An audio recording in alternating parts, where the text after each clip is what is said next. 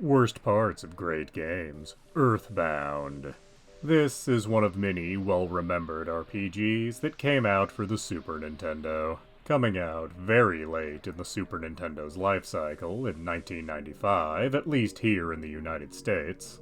It was very different from many of its contemporaries, having a modern setting and a very distinct sense of humor throughout the entire game. Today, like many of the 16-bit RPGs, Earthbound is put on something of a pedestal, often seen through the rose-colored tint of nostalgia, with people often forgetting things like the incredibly limited inventory system, or Ness's need to constantly call his mother. But neither of those issues are why we are here today. For me, there is only one part of this game that I can truly call the worst part, and that is the trading sequence you have to do in the desert with a cave full of monkeys. And I say this particular part is the worst because of when exactly it happens in the game, as up to this point in the game, you have gotten 3 party members: Ness, Paula, and Jeff. But right before you need to come and deal with these monkeys, Paula is removed from the party. And being a trading sequence, this involves a lot of inventory space. And the inventory in this game is based on what characters are with you. So being down a member means that you've also lost a significant amount of inventory space. Worse still, the 2 characters you're left with, Ness and Jeff, are characters whose inventories are taken up by a lot of items. Ness, by a lot of items you need to have with you at all times, like your ATM card, or the Sound Stone, etc.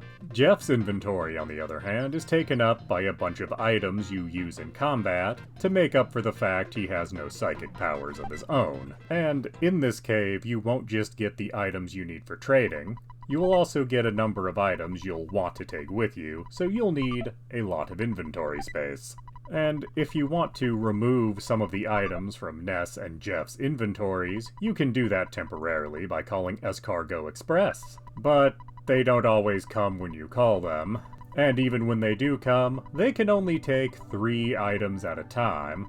And if you are temporarily going to get rid of these items and get them back after the trading sequence, well, they can deliver your items back, but again, only 3 at a time, and only when they decide to actually show up. And even if you put all of that aside, there is one part of the trading sequence that involves a fresh egg. What's bad about a fresh egg being involved?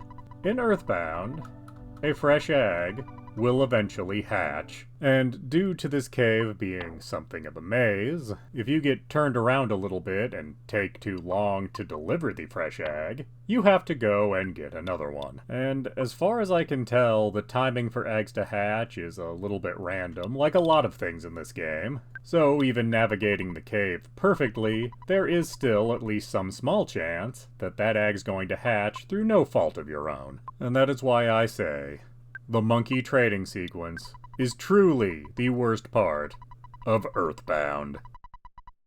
Please do subscribe, comment, like, and tell your friends.